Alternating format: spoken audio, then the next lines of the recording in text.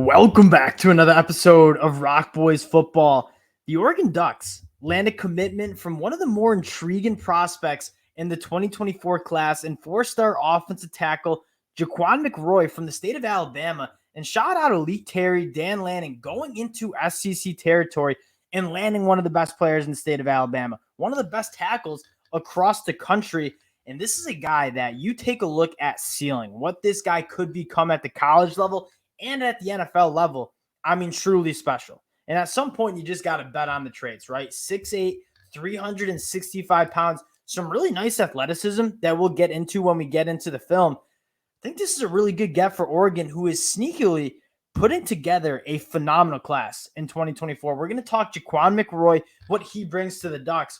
I also want to talk about where Oregon is trending for some of these elite prospects, right? You're already sitting as a top 10 class in the country, and they have the inside track on a lot of these top players. Now, before we get into it again, just want to say thank you to you guys. It's been just such a busy recruiting season, and I'm doing my best to kind of touch on all of these commitments, and the support you guys have shown truly does mean a lot. So if you like the updates, consider subscribing to the channel. Again, the support you guys have shown the boys means a lot. And for Oregon fans, I think the month of July is going to be a lot of fun, and we're going to be talking a lot of Oregon football. So lock in, subscribe to the channel if you do like the updates, and let's get into JacQawn McRoy, who, again, highlighted by just the size and length that this guy has. And he's going into a really good situation, I think. He's not going to have to play right away, and he's a guy that was up to 400 pounds during his high school career, which is kind of an interesting note, right? And he's trying to get that weight under control. And when he gets to Oregon, whether he enrolls early or whether he doesn't, he's going to have some time to get that body right. And if you get that body right, get that athleticism right, I mean, you're talking about an all Pac-12 tackle, an all-American level tackle, an NFL draft caliber tackle. That is kind of the ceiling. And you see tackles kind of succeed at this size, right? Orlando Brown, an all-pro tackle in the NFL. DeJuan Jones at Ohio State last year, very similar size. He goes to the NFL draft. He was an all Big Ten offensive tackle. So you see it, you see these frames succeed if you can get kind of that athleticism and weight to a spot where they can kind of excel in the college football field. Now, I do want to get into the film on JacQuan McRoy because you do see just the raw athleticism and size that he brings to the table.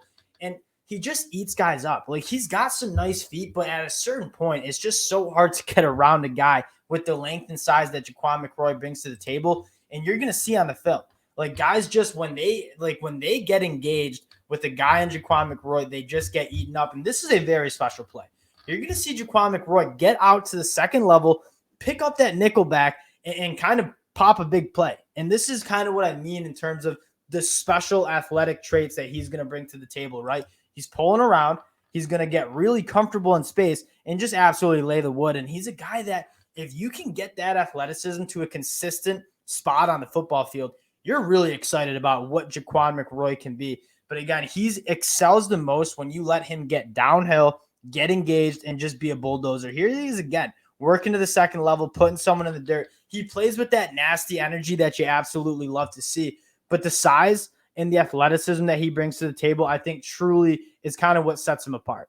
And if you can kind of unlock that at Oregon, you're looking at an all Pac-12 and all-American level tackle.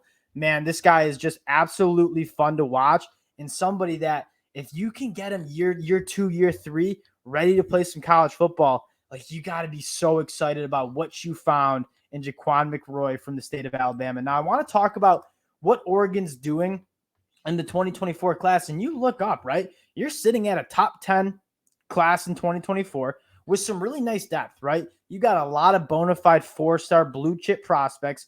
What's even more exciting, though, is who they're trending for, which I want to get to in a minute. But I don't think we've had the time to talk about the quarterback situation for Oregon, which I'm a massive fan of, right? You bring in Michael Van Buren, who is depending on what service you use, Rivals has him as one of the best quarterbacks in the class, 24/7, not so much. You see on the composite, the 13th best quarterback in the country.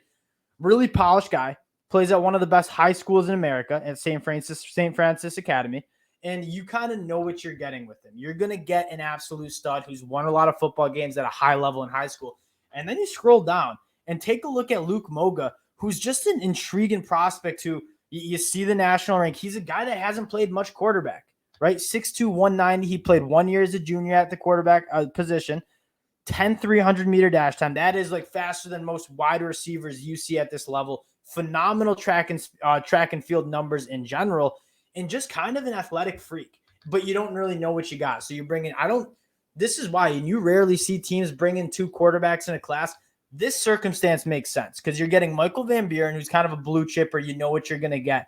And then you get Luke Moga, who, if he puts it together, like could be one of the more talented quarterbacks that we see across the country. He's just a little bit of more of an unknown quantity in terms of bringing him in. And he might not even play quarterback at Oregon. I could see them playing him at wide receiver and using that athleticism in different ways, but he's a guy that you get into the program, but you're not putting all your chips, all your quarterback chips in him, and see what he can do. I think that's a really interesting and honestly smart take by Dan Lanning. And again, top 10 class as it stands right now, but that's not the fun part.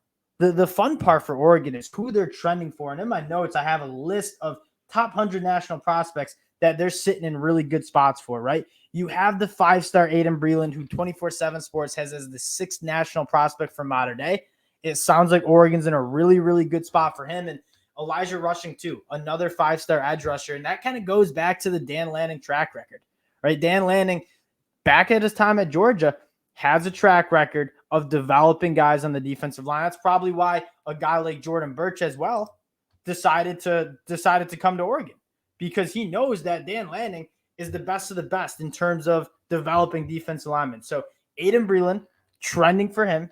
Elijah Rushing, trending for him. Those are 2 5-star bona fide top 50 national players that Oregon could be signing when it comes time in December. Another really interesting linebacker from the state of Washington, Braden Platt, trending to Oregon. And then just getting down the list, Brandon Baker, 5-star offensive tackle from modern day. He's also trending to the Oregon Ducks. So you're talking about bringing in a guy like JacQuan McRoy, Brandon Baker, who is the number 1 offensive tackle in the class, and then a bunch of other guys, right? Justin Williams, the 5-star linebacker, he's trending to Oregon.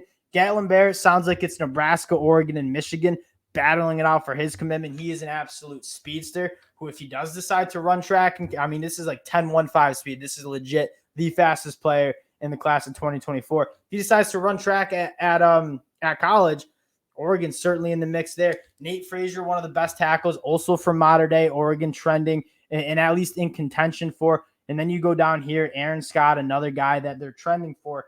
This is an insane list of guys that Oregon already has a top 10 class in the country. And they're trending for multiple 5-stars, multiple other guys who are in the top 100 national rankings. I don't think it's crazy to talk about this Oregon team in December, finishing up with the top 5 class in the country. And I think it goes back to Dan Lanning and what he's able to do in terms of development.